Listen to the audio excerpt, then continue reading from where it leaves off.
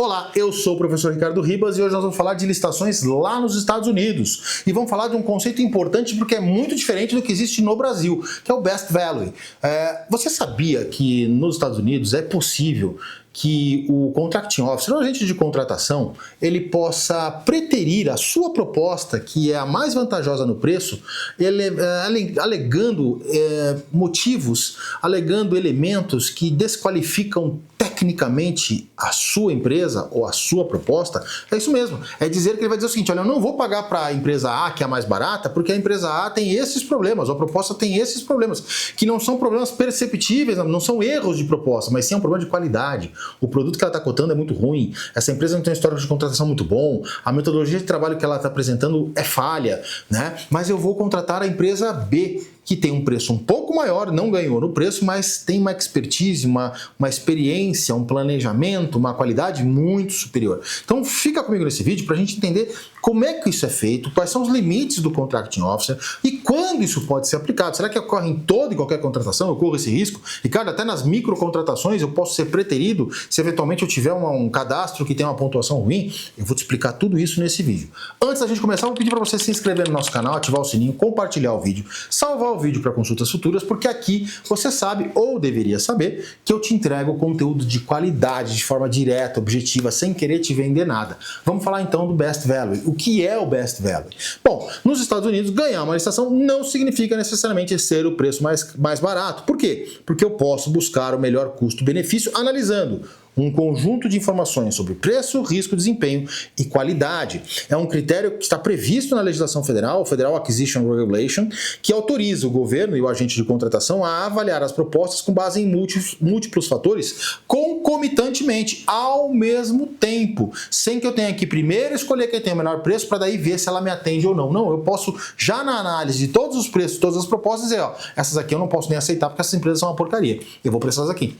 Então isso é Best Value. Isso é a possibilidade de aplicar a eficiência, aplicar o planejamento, aplicar a qualidade como critério par e passo com preço, ok? O foco está em atender o interesse público da forma mais eficiente, sustentável e segura, e não necessariamente no menor preço. Essa é a grande diferença, inclusive, que nós temos do Brasil para os Estados Unidos. No Brasil, invariavelmente, o preço acaba sempre definido. Inclusive, quando a gente tem proposta técnica e comercial, o preço tem um peso relevante, né? E lá não, eu posso pagar mais caro, desde que eu prove que será mais eficiente. Então, o preço continua relevante, mas ele não é absoluto. E aqui eu trago um exemplo, né? Vamos pensar no seguinte, ó, exemplo. Manutenção predial é o objeto. Vou contratar aqui a manutenção predial. Manutenção elétrica, hidráulica, pintura, né? Roofing. E aí a empresa A, ela tem o menor preço, mas ela não tem nenhum histórico comprovado. Ela nunca contratou com o governo. Quem me segue aqui no canal, ou quem é nosso cliente participando de licitação nos Estados Unidos, sabe como eu bato na tecla da experiência contratual. Como eu bato na tecla de que você tem que começar pequeno e construindo um histórico contratual positivo para daí sentar na mesa dos gigantes, né? Por quê? Porque histórico contratual é fundamental nos Estados Unidos. Mas vamos lá, a empresa A, ela tem o menor preço, mas ela não consegue provar que ela já executou isso de alguma vez para alguém na vida, né? Já a empresa B, ela cobra mais caro, mas ela tem diversos contratos similares já executados, sem atrasos e sem falha. Quem vence? Bom, se a gente estivesse fazendo lá no Brasil, né, um pregão por menor preço, serviço de engenharia comum, a empresa A venceria, porque ela tem o menor valor. Ela pode ter apresentado lá, vamos imaginar que o edital não pediu atestado de capacidade técnica, ela vai ser a vencedora. Agora, nos Estados Unidos, eu posso muito bem ter o Contracting Officer dizendo, não vou contratar pelo menor preço, porque eu corro um risco aqui significativo, vou contratar com a empresa B, que é mais cara, mas que já provou a sua experiência, já provou a solidez da sua atuação nesse mercado, nesse objeto. O que pode ser avaliado? Bom, eu posso avaliar metodologia de trabalho, a composição da equipe, formação dessa equipe, experiência prática dessa equipe, o cronograma que é proposto pela empresa para a execução do objeto.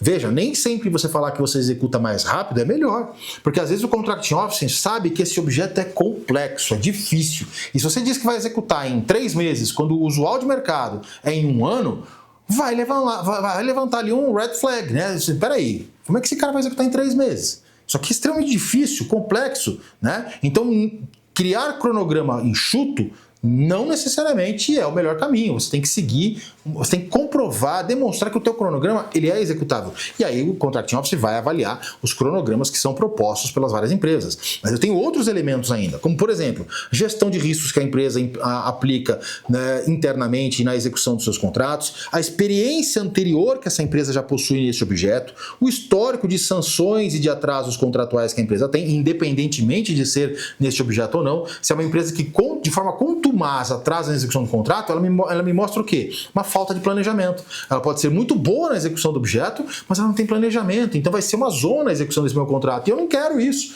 né? É um contrato de milhão, é um contrato muito importante para o meu condado, para a minha cidade, eu não quero correr esse risco de cronograma, eu não quero correr esse risco de atraso, e aí então eu vou, afastar essa empresa. Outros elementos ainda, dependência de terceiros e cadeia logística, né?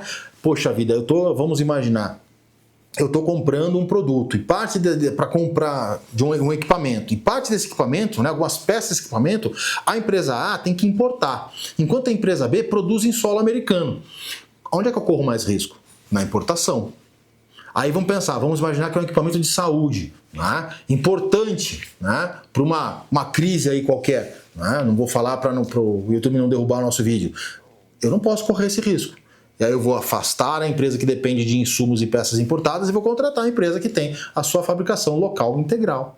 E qual é a diferença, então, do Brasil e dos Estados Unidos? No Brasil, eu tenho a preponderância do menor preço, de pontuação de proposta técnica apenas, de regras objetivas já definidas, engessadas, o que não permite ao Contracting Officer, ao agente de contratação, ao pregoeiro no Brasil, uma liberdade de dizer, olha, mesmo com as regras aplicadas, eu percebo que essa empresa ainda é falha, vai me colocar em risco, então eu não vou classificar como vencedor e vou para a segunda, ou para a terceira, ou para a quarta.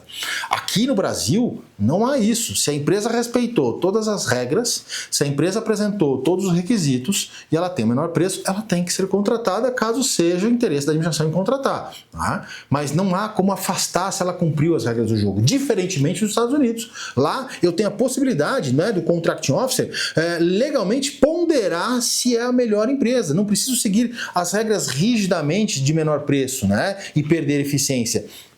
E aí você vai me dizer, tá, Ricardo, então você está dizendo o seguinte, que o Contracting Officer pode chegar e falar assim, olha, você tem o menor preço, mas eu não gosto da tua empresa, não vou com a tua cara, acho que sua empresa não é confiável, e não vou te contratar, vou contratar ele que é mais caro, ou que é americano, a sua empresa é brasileira, não gosto do brasileiro. É isso? Lógico que não.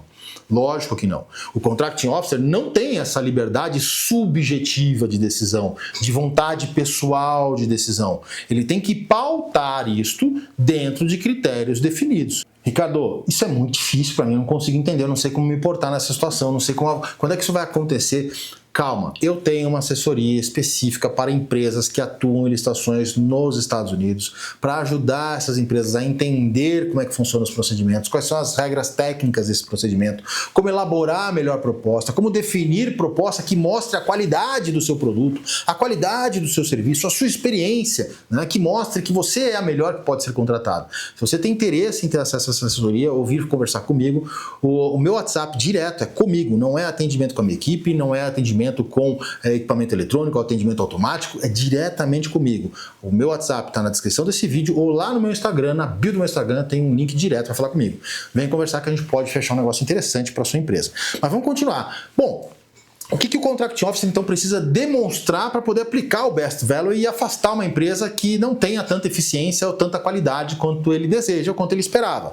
Bom, ele precisa demonstrar que os benefícios técnicos da proposta mais cara são reais, mensuráveis e relevantes. O que é mensurável? Que ele pode mostrar, ele pode calcular, ele pode objetivamente mostrar. Né? Definir ali, não é uma vontade pessoal subjetiva, né? Ele pode medir ali a vantagem, o benefício que vai ser alcançado.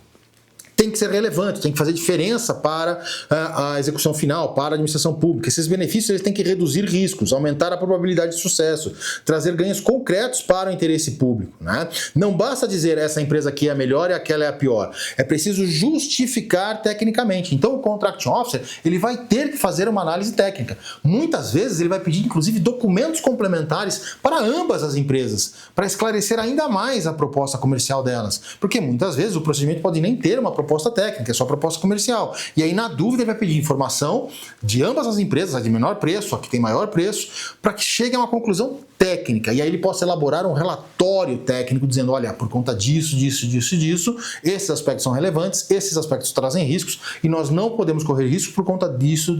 Ou seja, há uma justificativa. Tá, Ricardo, mas e se, somente e se, né, o Contracting Officer visitou lá a Nárnia rapidamente, né, e voltou com a ideia de favorecer determinadas empresas, né? Primeiro que isso nos Estados Unidos é muito sério, né? Não é Nárnia, né?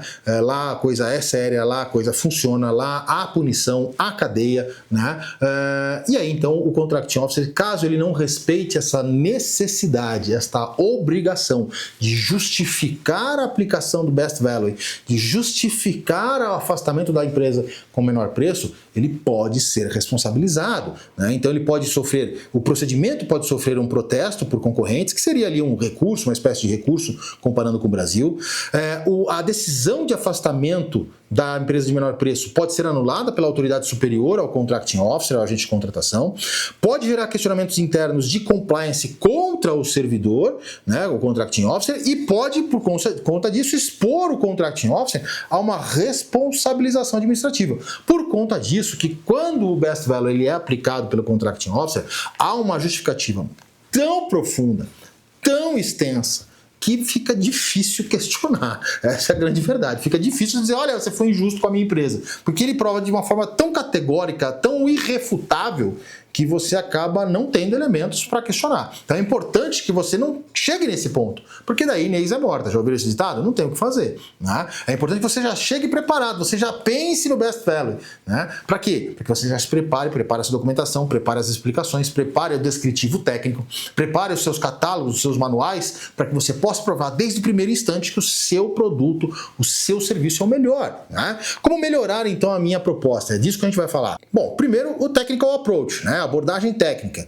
Eu preciso que o governo entenda a minha metodologia de proposta, eu preciso descrever na minha proposta, né, exatamente todas as atividades do Statement of Work, que seria o nosso termo de referência, o descritivo dos trabalhos que vão ser exigidos. Tem que ter uma clareza de plano de execução, dizendo o que vai ser feito, quando vai ser feito, de que forma vai ser feito, por quem vai ser feito, para que você tenha toda a cadeia de execução aberta para o Contracting Officer analisar. Isso é importante, né? E uma viabilidade técnica, obviamente, comprovável. O segundo ponto, o Management Approach, a gestão e organização. Eu tenho que mostrar que eu tenho uma estrutura compatível com o objeto, uma equipe compatível com o objeto, papéis bem definidos nesta equipe, né? Então eu tenho, vamos imaginar, é um serviço de manutenção hospitalar, então eu tenho o técnico do serviço A, o técnico do serviço B, o técnico do serviço C, eu comprovo a competência, eu comprovo a qualificação, eu mostro que eles são funcionários ou profissionais com expertise, né? Defino quem vai fazer o quê, então a responsabilidade de cada um deles, a gestão de riscos, quais são os procedimentos que eu vou tomar previamente para mitigar a ocorrência de danos ou riscos na execução contratual, e a governança do projeto, ou seja, a gestão de projeto. Eu trago um exemplo muito fácil que já aconteceu. Uma empresa demonstra como vai lidar com o turnover de pessoal, com a troca de pessoal, né? Funcionários que são demitidos, profissionais freelancers que abandonam a execução do contrato e a continuidade do serviço. A outra não mostra. Isso pode pesar efetivamente se o serviço tiver um cronograma muito apertado, né? Eu tenho um serviço que precisa ser realizado num curto período de tempo, vai envolver uma grande mão de obra e eu dependo dessa mão de obra. E a empresa A, ela não tem sequer um plano de turnover, não tem sequer um plano de substituição de servidores, de funcionários, né? E a outra empresa tem vários funcionários, ela comprova que ela tem mais não sei quantos funcionários, várias qualificações. Aquela empresa tem mais condições de executar. Outro ponto que você deve melhorar na sua proposta comercial, past performance, né? O seu histórico de contratação. Como é que eu faço isso?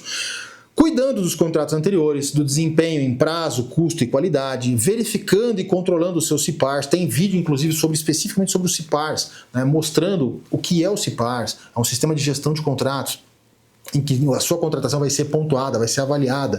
Eu preciso mostrar que eu tenho uma preocupação com a minha reputação empresarial, que eu tenho uma reputação a ser protegida, a ser zelada, que eu estou preocupado em manter o meu bom nome, o bom nome da minha empresa como uma boa executora de contratos. E como é que eu faço isso? Volto a dizer, comece devagar. comece pequeno e vá crescendo, vá construindo histórico. Para quem, né, já mora nos Estados Unidos, além de ter a empresa nos Estados Unidos que quer vender para o governo, para quem já mora, vocês já passaram problema de credit score, né? Você formar o seu credit score na sua vida pessoal. É a mesma ideia. É passo a passo, ponto a ponto, contrato a contrato e vai crescendo. Ninguém te deu 800 de score logo que você chegou, né? Ninguém lhe deu sequer 720, fala a verdade, né? Você teve que ir construindo devagarzinho, não é isso? Pois é. Aqui é a mesma coisa. Ninguém vai te dar um contrato de 100 mil, de 200 mil, de 300 mil, de $1 milhão se você não tiver feito o contrato de 10, de 15, de 20, de 25, de 50 para chegar no 100. Percebem? É a mesma ideia. E eu trago um exemplo para vocês. Olha lá, uma empresa sem histórico não é automaticamente eliminada, mas ela corre o risco, ela corre em desvantagem, né, quando esse fator é relevante. Então, se há no Statement of Work, né, um peso sobre o histórico passado de contratação, e daqui a pouco eu vou falar o que o Statement of Work vai trazer, o que o Solicitation vai trazer sobre Best Value para você entender em que momento que você tem que se preocupar com isso. Calma que esse vídeo vai continuar. Né? Mas é importante que você entenda o seguinte, sempre que o Solicitation, que é o edital, o Statement of Work, que é o termo de referência, né, os equivalentes aqui no Brasil, né, sobre isso, mencionarem que o histórico de performance de contrato é importante, cara, eles vão analisar o seu CIPAR, eles vão analisar o seu histórico, as suas sanções, e eventualmente você pode ser preterido se não tiver um bom histórico.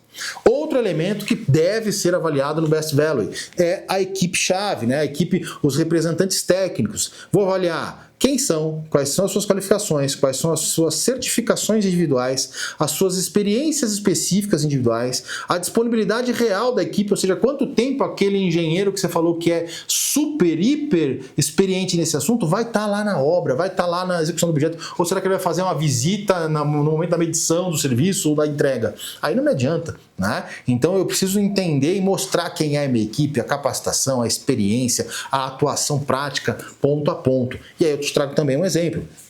Uma empresa propõe profissionais sêniors, já alocados em contratos similares, e outra propõe uma equipe técnica genérica, hipotética, ou um profissional sênior que vai ter uma função, né, de fazer a coordenação ou fazer simplesmente a verificação, ou seja, não vai atuar, não vai arregaçar as mangas e trabalhar. Né? É óbvio que a empresa que cotou uma equipe de sêniors, de profissionais altamente especializados que vão trabalhar no projeto, tem mais preferência do que aquele que só tem um cara que vai fazer a coordenação do serviço. Percebe? Essa é a diferença. Tá, Ricardo, mas então essa hipótese de Best Value existe em toda e qualquer contratação? Pode ser aplicada em todo e qualquer contrato, em todo e qualquer procedimento? Não. Na verdade, o Solicitation, que é o edital, sempre vai indicar, de forma às vezes mais sutil, às vezes de forma mais explícita, mas ele sempre vai indicar a importância relativa entre os fatores preço e não preço. Na Section M, né, que a gente chama do Solicitation, ele sempre vai indicar, olha, eu vou avaliar a Past Performance, eu vou avaliar a equipe, eu vou avaliar, né, tais critérios, tais requisitos. E aí você tem que tomar cuidado e verificar se você atende esses critérios, se você tem uma boa avaliação. Muito dificilmente o Solicitation Edital ele vai dizer o seguinte, olha, eu quero que você tenha tal característica na sua performance passada. Não, ele vai analisar de forma global, como um todo, como você se exportou até agora, né? Mas o edital vai trazer essa informação e ele vai definir o que é mais importante, ele vai definir se o Technical Approach é o mais importante em comparação com o preço, se o Past Performance ele é equivalente ao Technical Approach, se o preço é mais importante entre os fatores combinados, se todos os fatores não preço, Technical Approach, equipe, performance, né, são combinados mais significantes que o preço, ele vai trazer a regra, justamente para quê? Para dar um guidance, né? Para dar ali uma orientação para o contracting officer. Olha, quando você for avaliar, não pensa só no preço. Vai avaliar histórico de contratação. Vai avaliar equipe. Mas existe uma análise feita, né, com a liberdade, a discricionariedade dada para o contracting officer, dizer, olha, a equipe A, o menor preço, tem essa característica, a equipe B, com esse outro preço maior, tem essa característica muito melhor. E aí ele vai olhar para o solicitation, para o edital, e vai dizer, olha, o edital mandou avaliar equipe que vai executar o serviço. Então, por mais que você tenha menor preço, até logo, um abraço. Você vai ser o vencedor. É mais ou menos assim que funciona. Então, não é da cabeça do contracting officer. Não é, hoje eu quero só qualidade, hoje eu quero só... Não, isso já vem previamente definido. E o Contracting Officer não pode, então, inventar o peso depois, ele não pode criar essa regra depois, ele deve seguir exatamente o que foi publicado. Então notem que o Best Value ele não vai acontecer sempre. Nas microcontratações isso é difícil de acontecer, nas contratações do Simplify Acquisition, que são até $350 mil, vai ser difícil acontecer, mas pode, já no Simplify já existe. Mas o Best Value normalmente vai acontecer nas Full and Open Competition, que são as grandes licitações, que tem complexidade técnica. Lá com certeza vai ser discutido. E não dá para você sentar na mesa das Full Competition, das Full Open Competition, sem ter uma história de contratação. Então percebe que você tem que fazer esta cadeia micro, Simplify, vai subindo o valor até chegar numa Full Open Competition com um bom histórico, com uma boa performance, com tudo de forma mapeada, controlada, experiência comprovada. Pois é, eu posso te ajudar nisso.